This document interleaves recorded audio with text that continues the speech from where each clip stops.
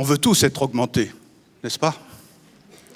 Il y en a même sans doute peut-être parmi vous qui souhaiteraient devenir immortels. Ce sont deux revendications qu'on voit de plus en plus affichées un peu partout. L'augmentation, l'immortalité. Partout, en tout cas dans les sociétés technologisées, dans nos sociétés qui rendent de plus en plus étroite la frontière entre le possible et le réel, le virtuel et le naturel. En tout cas, ces revendications, elles bousculent quelques personnes. Elles bousculent en tout cas beaucoup les médecins et les chercheurs qui, de plus en plus, se trouvent pris en otage par les fantasmes de ceux qu'on appelle les transhumanistes. Mais ces revendications, elles bousculent aussi les philosophes, les religieux, qui, depuis au moins les Grecs et les Latins, savaient distinguer entre le désir d'éternité et la volonté d'immortalité. Le désir d'éternité, ils l'associaient volontiers à la vie intérieure, à la spiritualité, à l'appétit d'absolu. Et de ce point de vue-là, la mort pouvait faire partie de cette aspiration à l'éternité, puisque dans certaines religions, la mort est la condition même de l'accession à l'éternité. Donc il y a ce désir d'éternité d'un côté, mais il y a de l'autre côté cette volonté d'immortalité qui paraît nous tenailler de plus en plus. Et cette volonté d'immortalité, elle concerne essentiellement l'ambition de pérenniser les cycles métaboliques, de faire en sorte que nous puissions relancer la mécanique indéfiniment. Est-ce que nous sommes sur le point de fabriquer des organes artificiels? Est-ce que les cellules souches pluripotentes induites, les iPS comme on les appelle, nous permettront dans un avenir prochain de régénérer nos propres organes et par conséquent de devenir potentiellement immortels? Est-ce que la technologie permettra bientôt de copier le contenu de notre cerveau et de l'implémenter sur d'autres dispositifs, sur d'autres corps, ou l'envoyer dans le cyberespace, et de ce point de vue-là, d'avoir une conscience illimitée. Vous savez, ce sont ces deux recettes que l'on présente le plus communément lorsque l'on a besoin d'argumenter la perspective de l'immortalité. Alors, on ne peut pas reprocher à la médecine de promettre beaucoup, de promettre trop. Mais il faut évidemment se méfier des déceptions qu'on risque de provoquer chez les gens. Je pense que ce dont il faut se méfier par-dessus tout, et ça sera l'essentiel de mon message, c'est de la manière dont on traite l'humain lorsque on déclare qu'on va le modifier, qu'on va le transformer, qu'on va augmenter ses compétences sensorimotrices, ses facultés cognitives. Bien sûr qu'on peut tous légitimement vouloir être immortels, à la manière des dieux ou des animaux, que sais-je. Mais en tout cas, on peut légitimement vouloir être immortels.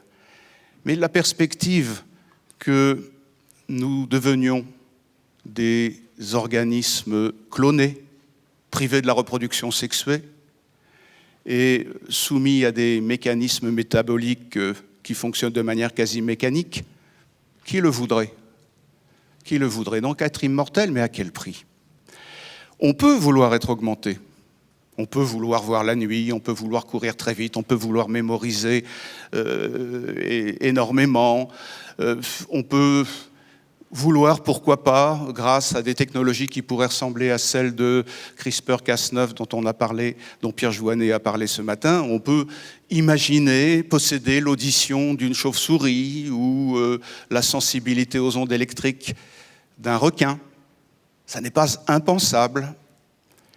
Mais à un moment donné, il faut se poser la question, pourquoi faire? Pourquoi faire? La réponse, elle est simple. Si c'est pour finalement être en accord, en phase avec une société qui veut toujours plus de vitesse, qui veut toujours plus de réactivité, alors certains d'entre nous pourraient dire « halte là, à quoi bon ? À quoi bon ?»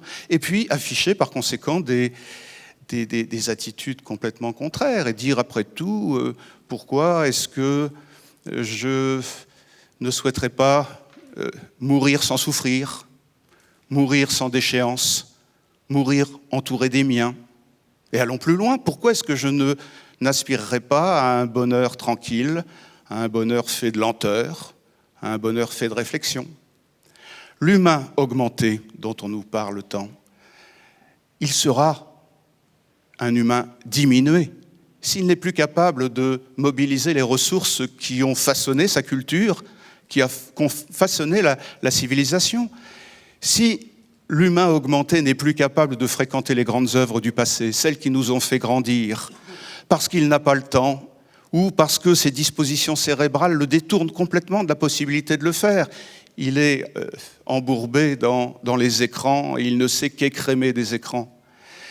Bref, si l'humain augmenté est conduit à confondre entre le monde des signaux que les technologies nous balancent continuellement et qui nous obligent à réagir comportementalement, s'il confond ce monde des signaux avec l'univers des signes que les grandes cultures diffusent et qui nous invitent au dialogue, ben si c'est cela, l'humain augmenté est décidément un humain diminué.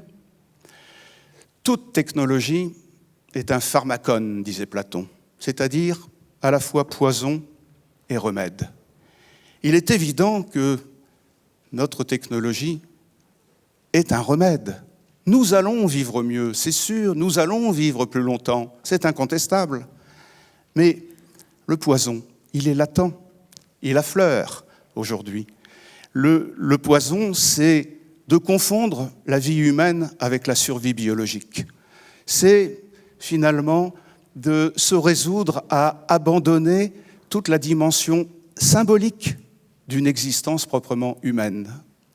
Et donc, je conclurai par là, finalement, si j'avais un coup de gueule à assumer, je dirais que à l'heure où la médecine nous promet d'être connecté, d'être prédictible, d'être personnalisé, à l'heure où on nous promet cela, je dis que ce qu'il importe sans doute, par-dessus tout, c'est de rappeler que parce que nous sommes des êtres humains, ni la maladie, ni la mort ne sont de simples pannes.